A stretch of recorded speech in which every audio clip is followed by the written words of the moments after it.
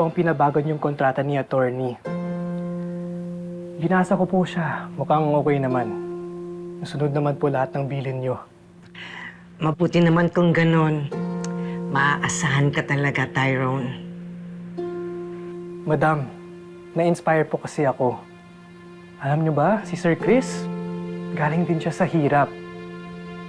Nagsikap lang din daw siya. Kaya sinabi niya sa akin na kahit anong mangyari, maabot ko yung mga pangarap ko. Alam mo, natutuwa ako. At madali mo nakagaanan ng loob si Chris.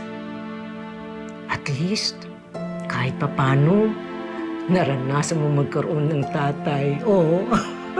Oo nga po eh. Excited po ulit ako makipag-meeting sa kanya. Basta Tyrone ha, pagbutihin mo lang. Balang araw, maiaahon mo rin sa kahirapan ang pamilya mo.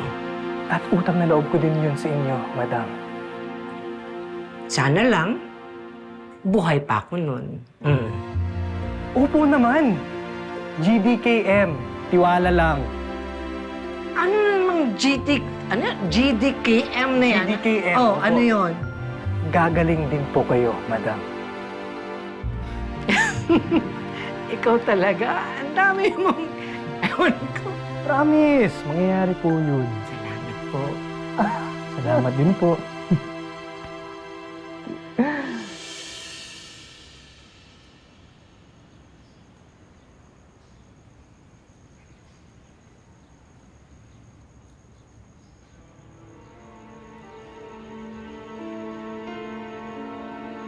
Ang sipag naman ng honey ko. Ginagawa mo dito? Paano ka nakapasok? Bukas yung gate niyo eh. Kaya pumasok na.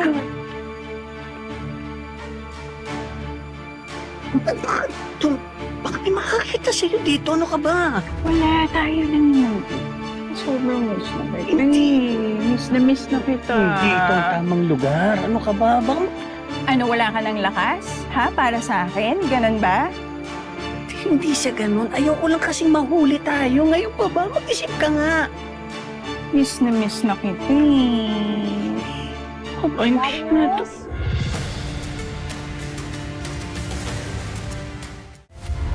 Darius?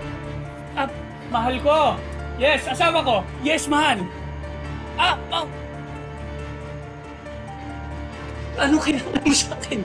Hindi, wala naman. Magpapaalam lang sana ako sa'yo sandali. Bakit siya ka pupunta?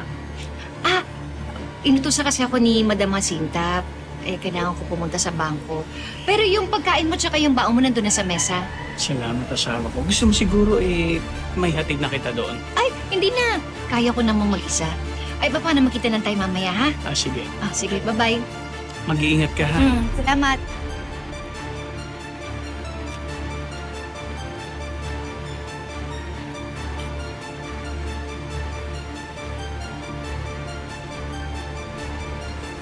Wala na yung asawa mo! Wala ka nilusok sa akin. Wala Di ba sabi ko nga sa'yo, dito yung tamang lugar. Baka may makakita sa atin. Diyos ko, wala na nga yung asawa mo. Kahit na. Ano ka ba? Sige. May lugar ako na alam. Saan naman yan? Ano ka ba? Hindi.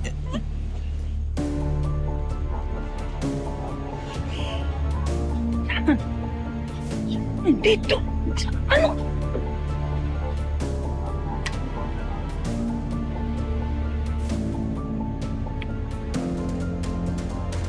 Dito talaga. Ano, pagod ka pa ba?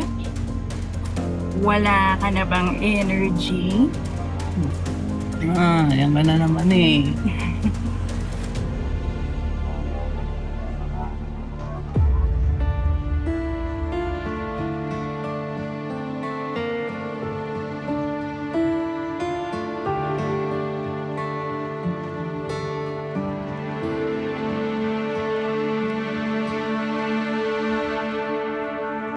Bel.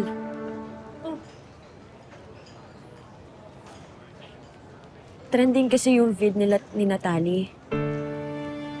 Anong video? Ito. Lahat ng mga sinasabi niya at ipinapikita niya sa atin ay hindi totoo. Hindi siya totoong almendras, hindi siya totoong heiress. She's just a walking, talking fraud. No way! How can you even say that? Well, simple lang. Ampon si Belle! Oh, what's up naman? What's the big deal? Oh my goodness. I'm so happy, girls.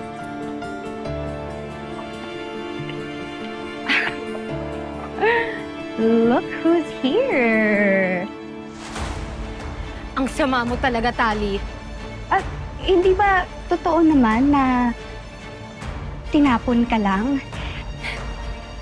Alam mo, Ben, huwag ka nang umasing kung ano man dyan dahil pistado ka na. I'm sure. Galing ka lang basura.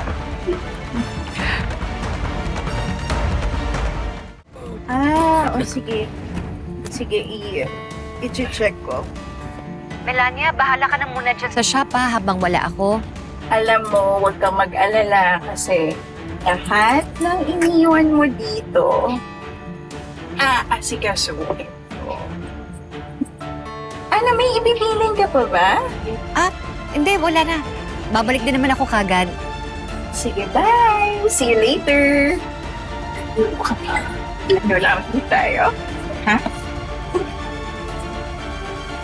Walang masama sa pagiging ampon. You're right. And yet, itinago mo. Nagsinungaling ka. Personal life ko to, Tali. Hindi ko kailangan ikwento sa'yo yung buong buhay ko. Pero bakit pati sabi ni Zin yan, di mo sinabi? Akala ko kami yung tunay mong kaibigan. Meron akong anak, babae. Swerte siya na ikaw yung naging tatay niya. Pero marami akong pagkukulang sa kanya eh. Kagaya ng tungkol sa nanay niya. Nasaan po yung nanay niya? Hindi niyo po siya kasama? Ampun ka ni na Chris at ni Via? Alexefa, Ay na pala, dumating na yung kabisnes ko. Kamusta na nga pala si Belle? bakit mo kinakamusta si Ben? Parang nararamdaman ko na parang may problema siya. Bakit? Ano daw yung problema na yun? Tungkol sa pagiging ampon niya.